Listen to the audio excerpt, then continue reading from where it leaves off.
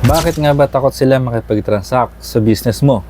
Ngayon kasi chinecheck na ng mga customers kung may website ba ang isang business o ang isang negosyo.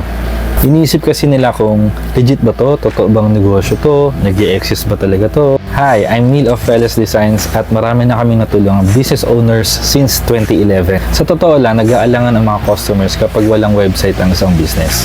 Hindi nila alam kung saan hahanapin ng mga information, mga feedback ng mga customers. Nagkakaroon tuloy sila ng doubt at minsan bumibitaw na lang sa transactions. Gusto mo ba yun? Pero kapag may website ka, aba, ibang usapan yan. Dito kasi may papakita mo na seryoso ka sa ginagawa mo at pinapanindigan mo ang quality ng business and products mo. Mas madaling makuha yung tiwala ng customers kapag may online presence at may website ka. Dito kasi pwede natin ipakita yung mga testimonials, reviews ng mga clients.